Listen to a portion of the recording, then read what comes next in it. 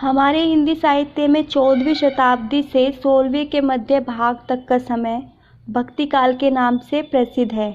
भाव, भाषा, कला सभी दृष्टियों से भक्ति काल साहित्य का श्रेष्ठतम यानी उत्तम कहा जा सकता है और कुछ समीक्षक तो भक्ति काल की ही हिंदी का स्वर्ण युग मानते हैं। देश में जब मुस्लिम शासकों का प्रभुत्व स्थापित हो रहा था, तब स्वाभाविक ही विरगाथात्मक भावना लुप्त होने लगी। अब देशवासियों पर विधर्मियों का अत्याचार भी बढ़ने लगा और कवियों को अब राज दरबारों से हटकर साधुओं की कुटियों में आश्रय लेना पड़ा और हमारे अधिकांश कवि आश्रयदाताओं का गुणगान करने की अपेक्षा भगवान का कीर्तिगान करने में लीन हो गए। अब भारत की आध्यात्मिक कविता की धारा जो कुछ समय से दबी हुई थी, वह इस तरह का वातावरण पाकर उभर उठी। भक्ति की इस प्रबल शक्तिशाली धारा से आश्चर्यचकित हो ग्रियर्सन ने लिखा था, हम अपने को ऐसे धार्मिक आंदोलन के सामने पाते हैं जो उस आंदोलन से अधिक व्यापक और विशाल है।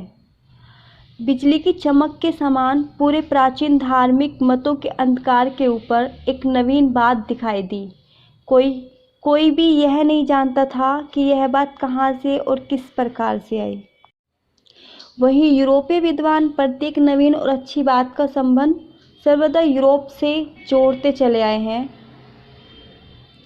अतः उसी परंपरा का निर्वाह यानी कि गुजर बसर करते हुए ग्रियर्सन ने भी भक्ति की इस नवीन धारा को ईसाइयत की देन माना था। विचारपूर्वक देखा जाए तो भक्ति भावना का मूल स्रोत यानी ओरिजिनल सोर्स भारत को ही मानना चाहिए। कुछ विचारक भक्ति काल के प्रेरक, सहायक या मोटिवेशनल परिस्थितियों का उल्लेख करते समय यह मत व्यक्त करते हैं कि जब मुसलमान हिंदुओं पर अत्याचार करने लगे तो हिंदू निराश होकर दीन रक्षक भगवान से प्रार्थना करने लगे और इस प्रकार देश में भक्ति काव्य की भावना विकसित होने लगी। लेकिन यह तर्क पॉइंटलेस है, बेबुनियादी है। ऐसा नहीं था। देश में भक्ति भावना पुरस्कर्ता तमिल के वैष्णव भक्तों को ही समझना चाहिए, क्योंकि उन्हीं की परंपरा में रामानुचार्य भी हुए जिन्होंने भक्ति भावना को लोकप्रिय बनाने की ओर पूर्ण ध्यान दिया। जिस समय दक्षिण भारत में भक्ति भावना पनप रही थी, उस समय उत्तरी भारत में भी शास्त्रों का आधार लेकर भक्ति भावना का प्रसार किया जा रहा था। जनता विष्णु के अवतारों में विश्वास करती थी। शैव मत भी प्रभावशाली था और तंत्र मंत्र पर विश्वास करने वालों की भी कमी न थी। इतना होते हुए भी हमारी यह नवीन भक्ति धारा पहली भक्ति धारा से बहुत विभिन्न थी। अब भक्त भगवान का अभ्यास पहले जैसा नहीं बल्कि भक्ति पाने के लिए करते थे। हमारे यहाँ विचारकों ने भक्ति का उद्भव स्वाभाविक ही माना है, ना कि राजनीतिक अत्याचारों या किसी विदेशी प्रभाव के कारण, क्योंकि भक्ति काल से पूर्व ही भक्ति धारा प्रवाहित हो रही थी और रागे राधाओं के शब्दों में भक्ति आंदोलन के प्रतिपक्षी शत्रु और हिंदू उस समय नहीं थे।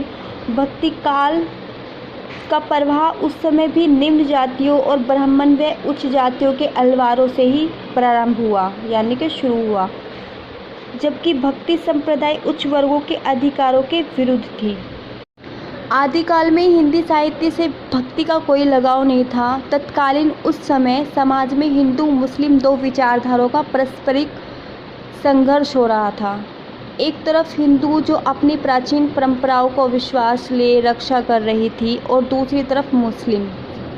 हिंदू मुस्लिम घृणा पारस्परिक बढ़ती ही जा रही थी, जो स्वाभाविक थी। संत कबीर ने इन सब का विरोध कर शुद्ध आध्यात्मिकता का सहारा लेकर, जिसमें प्राचीन शास्त्रों के बंधन न थे, बुराइयों को दूर करना चाहा, जबकि इसमें कुछ नया नहीं था, क्योंकि बौद्ध धर्म के विकास के समय उच्च वर्गीय व सामाजिक व्यवस्था तथा धार्मिक अत्याचारों के प्रति विरोध की भावना भी विकसित हो रही थी और जनजीवन के प्रवाह में यह भावना गति पकड़ रही थी। बट कबीर आदि संतों का यह श्रेय तो जाता है कि उन्होंने आत्मविश्वास को बढ़ाया और हीनता की भावना नष्ट की, जिसमें सूफियों ने भी योग दिया है। इससे हिंदू मुस्लिम संस्कृति व धार्मिक भावना में समन्वय यानी तालमेल लाने का प्रयत्न किया गया। हिंदू मुस्लिम विचारधाराओं के समन्वय से निर्गुणोपासक की एक ऐसी पद्धति उत्पन्न हुई जिस पर नवीन विचारधाराओं का प्रभाव पड़ा और कबीर को हिंदी साहित्य में इस जागरण काल का अग्रदूत माना है, जो उचित ही है। देश की सामाजिक परिस्थितियों के पश्चात जब हम धार्मिक दशा पर विचार करते हैं तो हिंदू मुस्लिम व संस्कृति पर विदेशियों का आक्रमण हो रहे थे।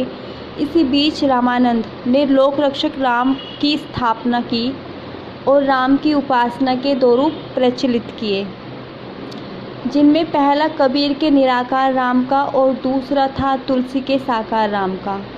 साथ ही दक्षिण की भक्ति भावना का भी इस क्षेत्र में बहुत प्रभाव पड़ा। शंकराचार्य, रामानुजाचार्य, माधवाचार्य, निम्बाकाचार्य आदि दार्शनिक आचार्यों ने परमात्मा की भिन्न भिन्न व्याख्या की। रामानुजाचार्य तो भक्ति भावना के प्रचार के लिए उत्तर भारत आए तथा काशी में राम भक्ति का प्रचार किया। जनसाधारण के लिए सुलभ बनाने वाले रामानंद भी इन्हीं के शिष्य थे। इसी प्रकार चैतन्य महाप्रभु ने बंगाल में और वल्लभाचार्य ने ब्रज में कृष्ण भक्ति का प्रचार किया। सूर और तुलसी ने भी इनके आशय ग्रहण कर कृष्ण भक्ति व राम भक्ति का आशय धारा प्रवाहित की। दक्षिण की भक्ति धारा ने ही उत्तरी भारत में सगुण भक्ति का बीजारोपण यानी कि बीज उत्पन्न किया और कृष्ण भक्ति धारा व राम भक्ति धारा नामक दो प्रमुख भेदों में विभाजित हो गई। दूसरी ओर बौद्ध धर्म के शेषों, सिद्धों व नाथों के प्रभाव से निर्गुण धारा भी देश में प्रारंभ हो गई, जिसके दो भेद ज्ञान मार्गी शाखा व प्रेम मार्गी शाखा नामक से जाने जाते हैं।